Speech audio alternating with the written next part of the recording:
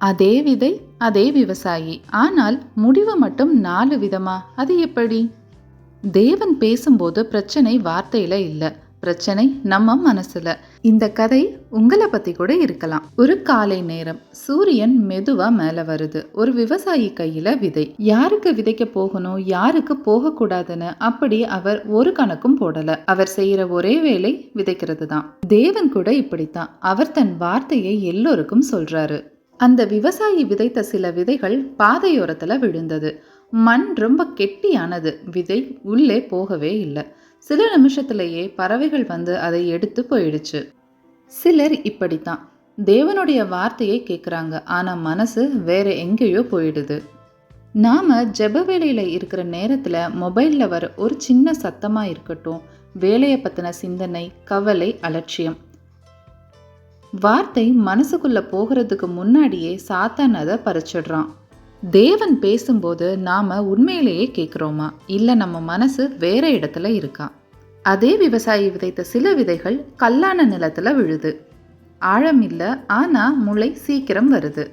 அவர்கள் ரொம்ப உற்சாகமா இருப்பாங்க. ஆமேன், சூப்பர்னா சொல்லுவாங்க. நான் முழுசா விசுவாசிக்கிறேன்னு கூட சொல்லுவாங்க. ஆனா சோதனை வந்ததும், வெயில் அடிச்சதும் வேறில்லாத செடி வாடி போகிறது போல சிலர் உடனே உற்சாகம் இழந்து, ஆனா சோதனை வந்ததும் விசுவாசமே காணாம போயிடும்.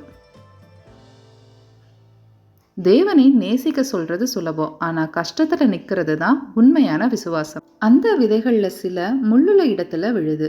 செடி வளருது, ஆனா அதோட சேர்ந்து முள்களும் வளருது. மெதுவா செடிய மூச்சு திணற வைக்குது. பணம் பற்றிய கவலை, வெற்றி ஆசை, உலகம் என்ன சொல்லுன்ற பயம். விசுவாசம் இங்க சாகல, ஆனா கனியும் வரல. தேவனை விட உலகம் முக்கியமா ஆகும்போது மனசு ஒளியிலிருந்து விலகி மூடி போயிடுது. இறுதியா சில விதைகள் நல்ல மண்ணுல விழுது. மென்மையானது, ஆழமானது, தயாரானது.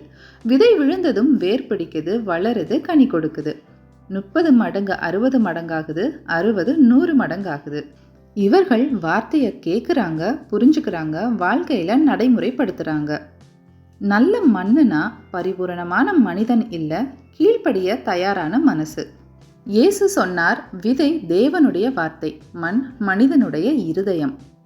மண் மாறுபடலாம், கடின மனசு மென்மையா மாறலாம், கல்லான மனசும் உடையலாம்.